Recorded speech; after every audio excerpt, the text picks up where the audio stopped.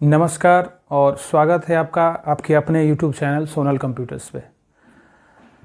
दोस्तों, सभी लोगों की ये ख्वाहिश होती है अपने पूरे जीवन में कि वो अपना एक मकान खरीदे, अपना एक ज़मीन खरीदे, जिससे कि अपने बच्चों को एक अच्छी लाइफ दे सके, उनको एक अदद सा घर गिफ्ट कर सके, उस घर को बनाए। उसके लिए क्या करता है कि वो अपनी जो कमाई है, चाहे वो किसी लेवल का नौकरी करता हो वो शख्स, तो वो अपनी उस कमाई में से वो थोड़ा थोड़ा करके अपने ज़मीन के लिए, अपने घर के लिए वो पूंजी इकट्ठा करता है और ज़मीन खरीदता है। ज़मीन खरीदने के बाद उस पर घर बनाता है। लेकिन क्या आपको पता है कि ज़मीन खरीदते समय वो कुछ गलतियां कर देता है। पैसा तो जमा कर लेता है, लेकिन ज़मीन जब खरीदने जाता है तो दलालों के झांसे में आके या किसी ऐसे व्यक्ति के झांसे में आके वो गलत ज़मीन की रजिस्ट्री भी करा लेता है। तो उसको परेशानी कहाँ होती है? जब वो अपने ज़मीन का ऑनलाइन म्यूटेशन कराने जाता है तो वहाँ पे उसके म्यूटेशन को, मतलब दाखिल खारिज को, वो स्वतः निरस्त कर दिया जाता है। तो उसको थोड़ी सी परेशानी होती है, उसको काफ़ी भागदौड़ करना पड़ता है। तो हम आज इस वीडियो में आपको वही बताएंगे कि ज़मीन खरीदने से पहले क्या सावधानी बरतें और ज़मीन खरीदने के बाद म्यूटेशन में आवेदन कराते समय क्या सावधानी बरतें और म्यूटेशन को कैसे सही तरीके से करें जिससे कि आपका आवेदन निरस्त ना हो। ये इस वीडियो में हम पूरा आपको बताएंगे। लेकिन इससे पहले आप मेरे चैनल को सब्सक्राइब कर दें और उन सभी सगे संबंधियों को भी शेयर कर दें जितना हो सके, ताकि वो भी गलत ज़मीन खरीदने या म्यूटेशन में आने वाली दिक्कतों से बच सकें। तो चलिए फटाफट हम इस पर जिक्र करते हैं कि ज़मीन खरीदने से पहले आपको क्या सावधानी बरतनी चाहिए। हालांकि बहुत सारे लोग इस बारे में जानते भी हैं, लेकिन आज भी ऐसे लोग बहुत हैं जो ज़मीन की बारीकियों को नहीं समझ पाते हैं। तो देखिए, सबसे पहले तो आज के डेट में आप ज़मीन खरीदने से पहले ज़मीन जिससे आप खरीद रहे हैं वो उनके नाम से ज़मीन हो, ठीक है, और उनके नाम से रसीद कटता हो, तभी वो ज़मीन खरीदें, अन्यथा न खरीदें। दूसरी चीज़, अगर मान लीजिए कि आप वैसे व्यक्ति से ज़मीन खरीद रहे हैं जिनका कि बंटवारा से उनको ज़मीन मिला हुआ है, वो भी अधिकार रखते हैं ज़मीन ये करने का, लेकिन ये ध्यान रखिए कि आज के डेट में आप जब म्यूटेशन कराने जाएंगे तो म्यूटेशन के समय एक नया कॉलम जोड़ दिया गया है जिसमें कि आपको जो पुराने आपके सेलर हैं, मतलब विक्रेता जो हैं, उनके नाम से रसीद होना चाहिए और कंप्यूटराइज जमाबंदी होना चाहिए, ताकि आप म्यूटेशन कराते समय उनका कंप्यूटराइज जमाबंदी दे सकें। तो आप ये बखूबी परख लीजिए कि जो भी व्यक्ति ज़मीन आपको बेच रहे हैं उनके नाम से रसीद कटता हो, और वो भी ऑनलाइन रसीद कटता हो, उनका ऑनलाइन सब कुछ चढ़ा हुआ है। नहीं तो हो सकता है कि आपको परेशानी आ सकती है, क्योंकि आप म्यूटेशन के लिए आवेदन ही नहीं कर सकेंगे। इसीलिए ये सावधानी आप ज़रूर बरतेंगे। और जमाबंदी पंजी 2, जो भी ज़मीन का रसीद है, जमाबंदी पंजी 2 ऑनलाइन आपको दिख जाएगा। वहाँ पे ऑनलाइन आप जमाबंदी पंजी 2 खोल करके उनके नाम से, उनके खाता नंबर से वो चेक कर लें। और हो सके तो आप अपने संबंधित प्रखंड में जा करके, और जो कर्मचारी होते हैं, जो राजस्व कर्मचारी होते हैं, उनसे मिल करके आप जमाबंदी पंजी 2 का जो रजिस्टर होता है मैनुअल, उसमें भी जाके वो ज़मीन मिला लें। जब आप आश्वस्त हो लें तो जा करके ही ज़मीन को रजिस्ट्री कराएं।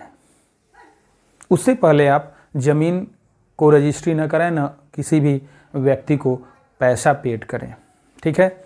और दूसरी चीज़, म्यूटेशन के लिए भी समय समय पे गवर्नमेंट नया दिशा निर्देश जारी करती है, और आज हम इस वीडियो में आपको एक उसी नया दिशा निर्देश के बारे में बताएंगे कि कैसे ऑनलाइन म्यूटेशन किया जाए नए तरीके से।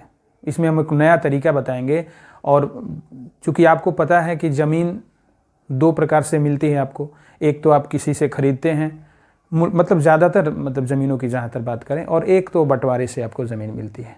तो इन सारे केस में हम आपको बताते हैं कि कैसे आप आवेदन को, अपने म्यूटेशन के आवेदन को, दाखिल खारिज के आवेदन को ऐसे तरीके से करेंगे जिससे कि आपका दाखिल खारिज में कोई दिक्कत ही ना हो।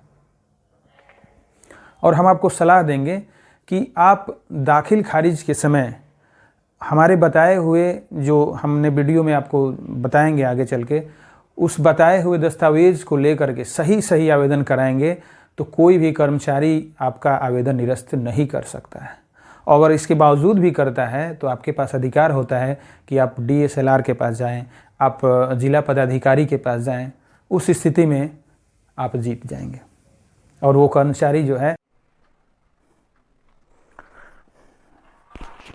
देखिए आपके स्क्रीन पे ये साफ पे दिख रहा होगा कि बिहार गवर्नमेंट ने भी हाल ही में लेटेस्ट दिशा निर्देश जारी किए हैं कि आपको ज़मीन लेने से पहले, दाखिल खारिज करने से पूर्व क्या ध्यान देना है। दाखिल खारिज आवेदन से पूर्व ध्यान देने योग्य बातें। तो मैं इस स्लाइड के जरिए आपको ये बता देता हूँ कि आप दाखिल खारिज कराने जाएं तो क्या सावधानी बरतें और क्या क्या आवेदन के क्रम में आपके पास कागजात यानी डॉक्यूमेंट्स होने चाहिए। तो सबसे पहले हम बात कर, आपको मैंने बताया कि ज़मीन आपका 2 तरीके का होता है मूलतः। पहला तो एक ये होता है कि आपका दाखिल खारिज जो कराने जा रहे हैं वो किसी से आपने वो ज़मीन खरीदा है और दूसरा ज़मीन आपको मिलता है अपने पूर्वजों के द्वारा बंटवारा से। मूलतः ऐसे ही ज़मीन आपके पास होते हैं। तो दोनों का दिशा निर्देश सरकार ने जारी किया है, क्या क्या डॉक्यूमेंट्स आपको लगेंगे। तो सबसे पहले हम ये बात कर लेते हैं कि अगर आपने किसी से ज़मीन खरीदा है, किसी विक्रेता से, तो उस समय अगर आप दाखिल खारिज आवेदन कराने जा रहे हैं तो किस आधार पे अभी दाखिल खारिज किया जा रहा है। तो सबसे पहला आपका एक ध्यान रखिएगा, मैंने आपको वीडियो में बताया भी है पहले ही कि ज़मीन का क्रय उसी व्यक्ति से करें जिसके नाम जमाबंदी चल रही हो। मैंने आपको बताया कि ज़मीन जब क्रय करने जाएं तो उसके रसीद को बाकायदा चेक करें, ऑनलाइन और जाकर के अपने प्रखंड में भी। और ये ध्यान रखें कि जमाबंदी संख्या उसी के नाम से चल रहा है जिसने आपका रजिस्ट्री किया है, तब जाकर के आपको किसी टाइप की परेशानी नहीं होगी। क्योंकि आप देखिएगा तो जब आप म्यूटेशन कराने जाइएगा ऑनलाइन तो एक नया कॉलम जोड़ दिया गया है, जमाबंदी, कंप्यूटराइज जमाबंदी संख्या इनपुट करें।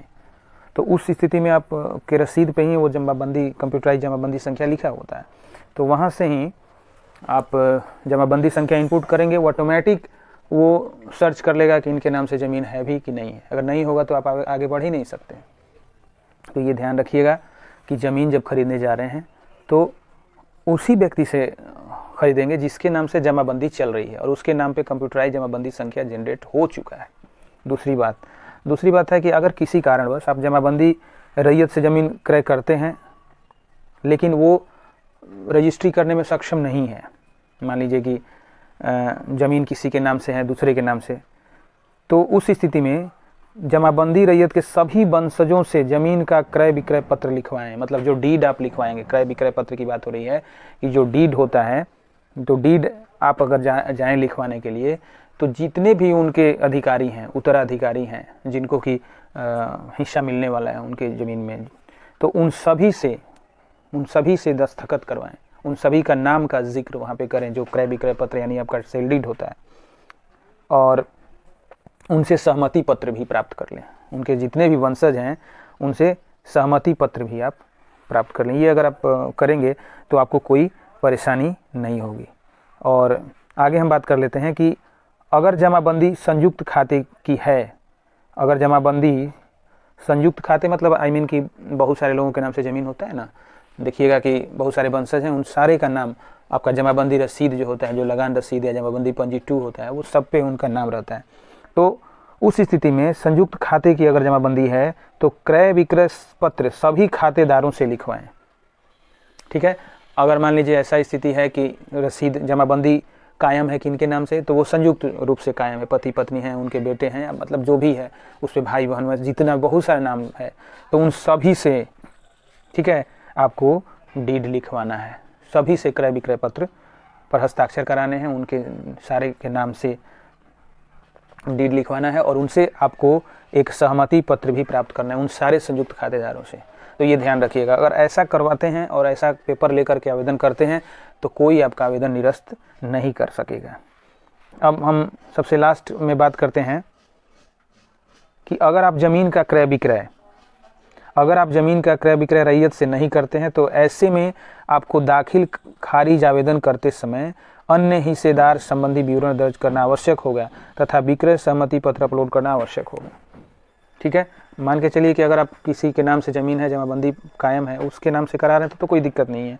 लेकिन आपको अगर किसी ऐसे व्यक्ति से रजिस्ट्री करा रहे हैं जिनके नाम से जमाबंदी कायम नहीं है, उनके रिश्तेदार हैं रैयत, तो उस स्थिति में ये जो मैंने जो डॉक्यूमेंट्स आपको बताया ना, सहमति पत्र या उनके द्वारा लिखा हुआ कोई भी डीड है, तो ये सब आपको अपलोड करना पड़ेगा आवेदन करते समय। अगर आप चाहते हैं कि मतलब हम नहीं करें तो ऐसी स्थिति में आपका आवेदन एकदम निरस्त हो जाएगा।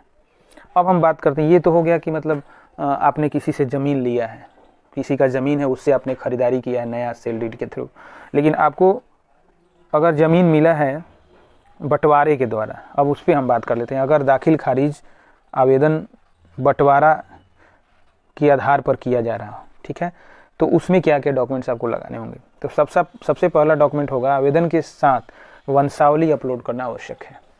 वंशावली एक बनवा लीजिएगा, कोर्ट वगैरह में भी बनता है, और अभी तो स्वयं वंशावली भी लग रहा था, जो आपका ये सर्वे चल रहा था उसमें स्वयं वंशावली भी लग रहा था। लेकिन इसमें आप हो सके तो सरपंच वगैरह से या कोर्ट वगैरह में जा करके वंशावली बढ़िया से बनवा लीजिए। वंशावली बनाने का तरीका मैं आपको बता दूंगा। तो वंशावली बना लें, और वंशावली बनवाने के बाद उसको भी अपलोड करें। दाखिल खारिज का जो आवेदन है उसके साथ आपको अपलोड करना है। उसके बाद यथा संबंधित निबंधित बंटवारा करना श्रेयकर होगा। ठीक है, यथा संभव निबंधित बंटवारा करना श्रेयकर होगा। मतलब आप बंटवारा जब भी कराएं तो ये ध्यान रखिएगा कि मौखिक बंटवारे का कोई वैल्यू सरकार नहीं देती है, आगे चल के आपको दिक्कत हो सकती है। इसीलिए कभी भी मौखिक बंटवारे पर मतलब नहीं जाइए कि आपके रैयत जिनके नाम से है, आपके पिताजी हैं, उन्होंने बैठ के एक कागज़ कलम पे ऐसे ही लिख दिया कि तुमको इतना, तुमको उतना, तुमको उतना। तो ऐसी स्थिति में आपको परेशानी हो सकती है, आगे चल के ये विवाद का जड़ होता है, ये एपल ऑफ डिस्कॉर्ड हो सकता है आपका ये ज़मीन जो है। ठीक है, कलह की वस्तु हो सकती है। इसीलिए आप ध्यान रखिएगा कि जब भी आप बंटवारा करवाएं तो कंप्लीट रूप से एक रजिस्ट्री बंटवारा होता है सीओ के द्वारा, वहाँ पे जाकर के बंटवारा करवाएं ताकि सबका पेपर आपके पास हो। और पेपर होगा तो आप निश्चित तौर पे जब आवेदन करने जाएंगे दाखिल खारिज, तो उस समय आपका आसानी से दाखिल खारिज हो सकता है। उसके बाद आपसी सहमति बंटवारा दस्तावेज न्यायालय आदेश के आलोक में भी बंटवारा दाखिल खारिज हेतु आवेदन किया जा सकता है। मतलब न्यायालय आदेश भी कुछ है, जो आपने केस मान लीजिए कि कुछ बंटवारा हुआ था, उस पर केस हुआ, उसके बाद न्यायालय ने आदेश दिया कि इनको ये, तो उनके आदेश की कॉपी आपको चाहिए होती है। तो वो भी उस आधार पर अगर आप आवेदन करते हैं तो निश्चित तौर पर आपका आवेदन हो जाएगा। ठीक है, और दाखिल खारिज करते समय अन्य हिस्सेदार संबंधी विवरण दर्ज करना आवश्यक होगा। जो भी हिस्सेदार हैं उनका भी विवरण आपको, जो भी बंटवारे से आपको ज़मीन मिली है उस समय आपको करना एकदम आवश्यक है। तो मैं समझता हूँ कि ये आपको जानकारी जो है बहुत अच्छी लगी होगी, और आप समझ गए होंगे कि दाखिल खारिज कैसे कराना है। ठीक है, और आपको ये भी आप लास्ट में एक नोटिस पढ़ सकते हैं कि दाखिल खारिज आवेदन दायर करते समय आपके द्वारा हिस्सेदार खाते से संबंधित गलत अंकित किए पाए जाते हैं तो ऐसे में आवेदन निरस्त किया जाएगा तथा अग्रेतर कार्यवाही हेतु भूमि सुधार समाहर्ता के न्यायालय में अपील वाद दायर करना होगा। मतलब अगर आप सोच रहे हैं कि हम कोई गलत दस्तावेज अपलोड कर दें और उस गलत दस्तावेज को अपलोड करके और हम दाखिल खारिज करा लें, तो ये भूल जाइएगा, ये पॉसिबल ही नहीं है। वैसे आवेदन को निरस्त कर दिया जाएगा। हो सकता है कि आपके ऊपर कोई कानूनी कार्रवाई भी कर दिया जाए अगर आपने गलत कुछ जानकारी दिया हो। ठीक है, तो इसीलिए आप ध्यान रखिएगा कि कोई भी चीज़ गलत आपको अपलोड नहीं करना है।